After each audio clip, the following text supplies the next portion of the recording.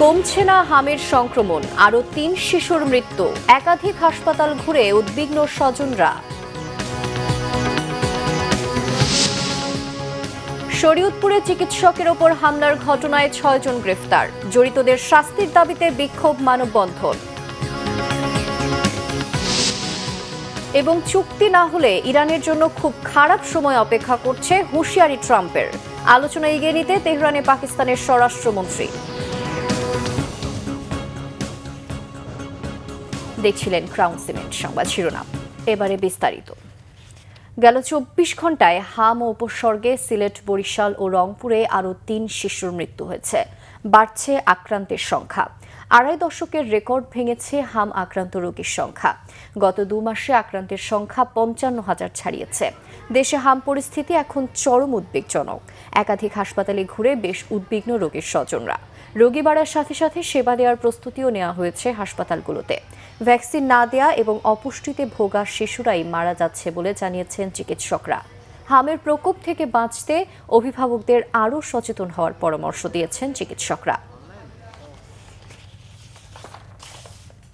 শরীয়তপুর সদর হাসপাতালে চিকিৎসাধীন রোগীর মৃত্যুকে কেন্দ্র করে জরুরি বিভাগে হামলা, ভাঙচুর ও দায়িত্বরত চিকিৎসককে মারধরের ঘটনায় মামলা হয়েছে। এরই মধ্যে ৬ জনকে গ্রেফতার করেছে পুলিশ। ঘটনা তদন্তে ৪ সদস্যের তদন্ত কমিটি গঠন করা হয়েছে। এদিকে সকালে চিকিৎসক ও স্বাস্থ্যকর্মীদের ওপর হামলার প্রতিবাদে বিক্ষোভ মিছিল ও মানববন্ধন করেছেন জেলার স্বাস্থ্যসেবার সঙ্গে সংশ্লিষ্টরা। এর আগে শুক্রবার রাতে বুকে ব্যথা নিয়ে সদর উপজেলার উত্তর বিলাসখান এলাকার লাল মিয়া কাজীকে হাসপাতালের জরুরি বিভাগে ভর্তি করা হয়। চিকিৎসাধীন অবস্থায় রাত ১টার দিকে তার মৃত্যু হলে চিকিৎসক দেরিতে আসার অভিযোগ তুলে উত্তেজিত হয়ে ওঠেন স্বজনরা। এক পর্যায়ে হাসপাতালের জরুরি বিভাগে হামলা ও ভাঙচুর চালানো হয়। এ সময় দায়িত্বরত চিকিৎসক ডাক্তার মোহাম্মদ নাসির ইসলাম সহ ৪ আনসার সদস্য গুরুতর আহত হন। ডাক্তার নাসির ইসলামের অবস্থার অবনতি হলে তাকে এয়ার অ্যাম্বুলেন্সে ঢাকা মেডিকেলে আনা হয়। বর্তমানে আইসিইউতে চিকিৎসাধীন তিনি। জুলাই গণঅভ্যুত্থানে সংঘটিত মানবতা বিরোধী অপরাধের মামলায় কার্যক্রম নিষিদ্ধ আওয়ামী লীগের সাধারণ সম্পাদক ওবায়দুল কাদের সহ যুবলীগ, ছাত্রলীগের শীর্ষ ৭ নেতার বিরুদ্ধে যুক্তিতর্ক শুরু হবে আজ আন্তর্জাতিক অপরাধ ট্রাইব্যুনাল ২ এর চেয়ারম্যান বিচারপতি নজরুল ইসলাম চৌধুরী নেতৃত্বাধীন বিচারিক প্যানেলে প্রথমে যুক্তিতর্ক উপস্থাপন করবেন প্রসিকিউশন। এর আগে ২৭ এপ্রিল মামলার সাক্ষ্য গ্রহণ পর্ব শেষ হয়। মামলার অন্য আসামিরা হল আওয়ামী লীগের যুগ্ম সাধারণ সম্পাদক আফম বাহউদ্দিন নাসিম, সাবেক তথ্য ও সম্প্রচার প্রতিমন্ত্রী মোহাম্মদ আলী আরাফাত, যুবলীগ সভাপতি শেখ ফজলে শামস পরশ, যুবলীগের সাধারণ সম্পাদক মাইনুল হোসেন খান নিখিল, ছাত্রলীগ সভাপতি সাদ্দাম হোসেন এবং সাধারণ সম্পাদক ওয়ালি আসিফ ইনাল। নদী দখল করে মার্কেট আর অপরিকল্পিতভাবে বসতবাড়ি নির্মাণের মহা উৎসব চলছে খাগড়াছড়িতে। স্থানীয়দের অভিযোগ, দখল ঠেকাতে প্রশাসনের দৃশ্যমান কোনো পদক্ষেপ না থাকায় বেড়েছে অবৈধ স্থাপনা নির্মাণ। এতে অল্প বৃষ্টিতেই শহরে তৈরি হচ্ছে জলাবদ্ধতা। সরকারি দপ্তর, ব্যবসা প্রতিষ্ঠান সহ তলিয়ে যাচ্ছে ঘরবাড়ি। দখলদারদের উচ্ছেদের পাশাপাশি খাল খনন কর্মসূচি চালুর দাবি শহরবাসীর। খাগড়াছড়ি প্রতিনিধি HM প্রফুল্লর তথ্য ছবিতে নাজমুল নিশানের ডেস্ক রিপোর্ট। খাগড়াছড়িতে এই দৃশ্য দেখে মনে হবে উজান থেকে নেমে আসা পাহাড়ি কোনো ঢলে সৃষ্ট বন্যা। দখলবাজদের দখলদারিত্বের কারণে প্রতি বছর বর্ষা মৌসুম এলেই অল্প বৃষ্টিতে তৈরি হয় এমন জলাবদ্ধতা। সরকারি অফিসও তলিয়ে যায় বসতভিটা, ক্ষতিগ্রস্ত হয় ফসলের ক্ষেত সহ ব্যবসা প্রতিষ্ঠান। ড্রেনেজ সহ পৌর কর্তৃপক্ষের অব্যবস্থাপনাকে দুষছেন কেউ।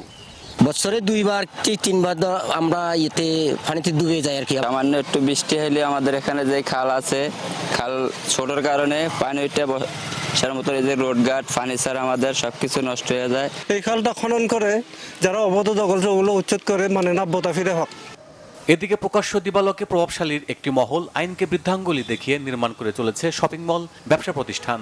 এতে নদী ও খালগুলো নাব্যতা হারিয়ে ফেলায় সৃষ্টি হচ্ছে এমন জলাবদ্ধতা। ইন্ডিয়ার পানিও খাগড়াছড়িতে ঢুকে এখানে বন্যায় প্লাবিত করে, অল্প বৃষ্টিতেই বন্যা হয়ে যায়।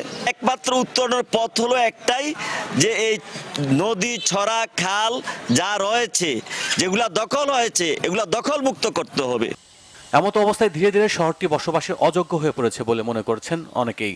অবাধ পানি প্রবাহের সুযোগের জন্য এখানে যে ধরনের নাব্যতা দরকার, নদীর প্রশস্ততা সুরক্ষার দরকার, সেটি কিন্তু বিনষ্ট করে ফেলা হয়েছে। যে নদীগুলো ভরাট হয়ে গেছে এগুলি পুনঃখনন করে সংস্কার করে আমাদের এখানে বন্যা হবে না। নদী ও খাল দখলমুক্ত করতে সম্মিলিত উদ্যোগ নেয়ার কথা জানিয়েছে পরিবেশ অধিদপ্তর। অবৈধ দখল নিয়ে আমরা জেলা প্রশাসনের সাথে সমন্বয় করে কাজ করব এবং সামনে আমাদের এই ধরনের পদক্ষেপগুলো আরও বেশিভাবে প্রতিফলিত হবে। শহরকে বসবাসযোগ্য করে গড়ে তুলতে সংশ্লিষ্টরা দ্রুত পদক্ষেপ নেবে এমন প্রত্যাশা স্থানীয়দের। Bangla vision news desk. এবারে আন্তর্জাতিক। শিগগিরই একটি শান্তি চুক্তি না হলে ইরানের জন্য খুব খারাপ সময় অপেক্ষা করছে বলে আবারও হুমকি দিয়েছেন মার্কিন প্রেসিডেন্ট ডোনাল্ড ট্রাম্প। জবাবে ইরানের পার্লামেন্টের স্পিকার বাঘের গালিবাফ জানিয়েছেন একটি নতুন ব্যবস্থার দ্বারপ্রান্তে দাঁড়িয়ে আছে বিশ্ব। ফরাসি সম্প্রচার মাধ্যম BFM টিভিকে দেয়া এক টেলিফোন সাক্ষাৎকারে ইরানকে হুমকি দেওয়ার পাশাপাশি মার্কিন প্রেসিডেন্ট জানিয়েছেন ইরানের একটি চুক্তির বিষয়ে আগ্রহ রয়েছে।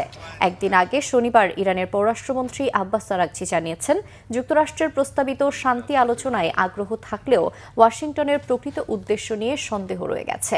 এর আগেও আলোচনা চলাকালে ইরানে 2 বার হামলা চালিয়েছে যুক্তরাষ্ট্র। আর ডোনাল্ড ট্রাম্পের নতুন হুমকির মুখে ইরানের পার্লামেন্টের স্পিকার বাঘের গালিবাফ জানিয়েছেন পুরো বিশ্ব এখন একটি নতুন ব্যবস্থার দ্বারপ্রান্তে দাঁড়িয়ে আছে। এদিকে যুক্তরাষ্ট্র ও ইরানের মধ্যে শান্তি আলোচনা এগিয়ে নিয়ে যেতে ইরান সফরে গিয়েছেন মধ্যস্থতাকারী পাকিস্তানের স্বরাষ্ট্রমন্ত্রী মহসিন নাকভি। ইরানের তাসনিম নিউজ এজেন্সি জানিয়েছে 2 দেশের মধ্যে আলোচনা সহজ করতে এবং আঞ্চলিক শান্তি বজায় রাখার উদ্দেশ্যে 2 দিনের সরকারি সফরে তেহরানে পৌঁছেছেন মহসিন নাকভি। আফ্রিকার দেশ গণতান্ত্রিক প্রজাতন্ত্র কঙ্গোয় ইবোলা ভাইরাসের নতুন প্রাদুর্ভাবে প্রাণহানি বেড়ে দাঁড়িয়েছে 88 জনে। স্থানীয় সময় শনিবার এক সতর্কবার্তায় দেশটির স্বাস্থ্যমন্ত্রী জানিয়েছেন এই ভাইরাসে মৃত্যুর হার অনেক বেশি, এর কোনো টিকা বা নির্দিষ্ট চিকিৎসাও নেই। আফ্রিকার রোগ নিয়ন্ত্রণ ও প্রতিরোধ কেন্দ্রের সবশেষ তথ্য অনুযায়ী এখন পর্যন্ত অন্তত 336 জন ইবোলা ভাইরাসে আক্রান্ত বলে সন্দেহ করা হচ্ছে। চিকিৎসা সহায়তাকারী সংগঠন ডক্টরস উইদাউট বর্ডার্স জানিয়েছে তারা পরিস্থিতি সামাল দিতে বড় পরিসরে প্রস্তুতি নিচ্ছে। দ্রুত ছড়িয়ে পড়া এই প্রাদুর্ভাবকে অত্যন্ত উদ্বেগজনক বলে উল্লেখ করেছে সংগঠনটি। গণতান্ত্রিক প্রজাতন্ত্র কঙ্গোয় এটি ইবোলার 17তম প্রাদুর্ভাব। এটি আরও ব্যাপকভাবে ছড়িয়ে পড়ার বড় ঝুঁকি রয়েছে বলে জানিয়েছে দেশটির স্বাস্থ্য মন্ত্রণালয়। এরই মধ্যে প্রতিবেশী দেশ উগান্ডায়ও এই ভাইরাসে একজনের মৃত্যু হয়েছে। এই ছিল এখনকার মতো, পরের সংবাদ বেলা 2টায়। এর আগে একটাই রয়েছে নিউজ টপ 10 দেখার আমন্ত্রণ রইল। এছাড়া বাংলা ভিশন সংবাদ ও সংবাদ সংশ্লিষ্ট অনুষ্ঠান দেখতে ভিজিট করুন www.bvnews24.com। এছাড়া ভিজিট করুন facebook.com/banglavisionnews এবং সাবস্ক্রাইব করুন youtube.com/banglavisionnews। ধন্যবাদ।